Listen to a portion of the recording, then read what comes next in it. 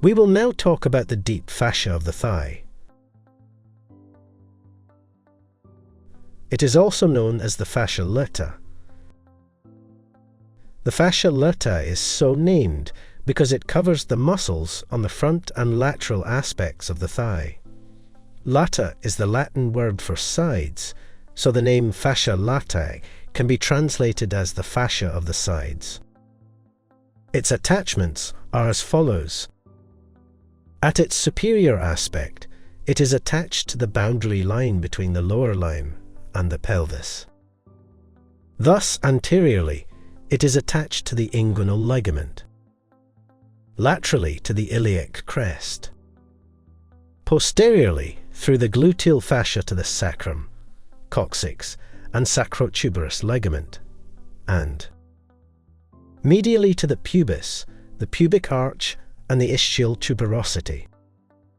As for the attachments of fascia lata at the inferior aspect, as it moves downward it modifies and is now called the iliotibial tract.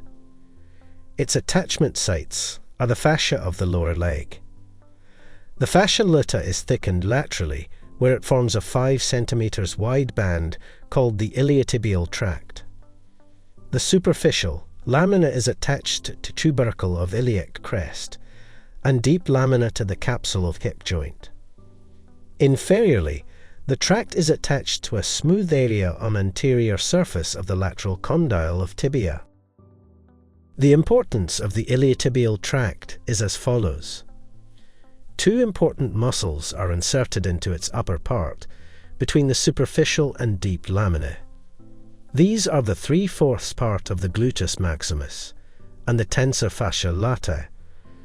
The iliotibial tract stabilizes the knee both in extension and in partial flexion, and is therefore used constantly during walking and running. In leaning forwards with slightly flexed knees, the tract is the main support of the knee against gravity. The 2 other important features of the deep fascial layer of thigh is the saphenous opening that I had mentioned in the previous section when we looked at the nerves and vessels of thigh, and the intermuscular septa, which divided the region of the intercompartments. Let's look at saphenous opening.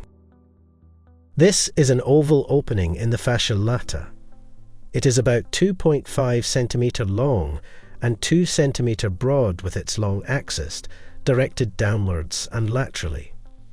The saphenous opening is a small gap in the fascia lata. It is located on the medial or inner side of the thigh.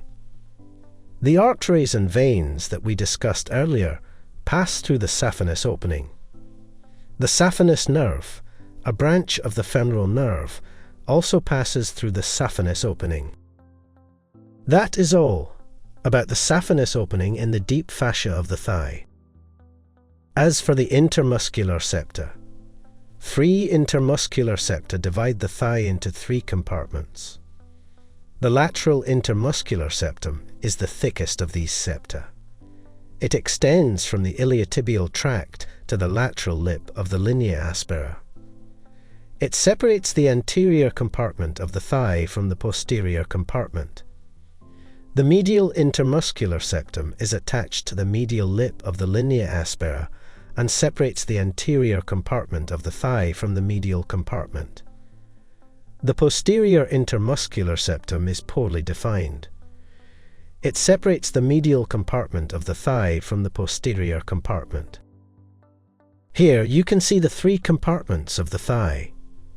Here at sqadia.com, we will cover each compartment of the thigh in separate lectures. That is all about the region of the thigh. Stay tuned to watch more video on the subject of anatomy here at sqadia.com. Watch our medical videos anytime and anywhere. Download sqadia.com app now.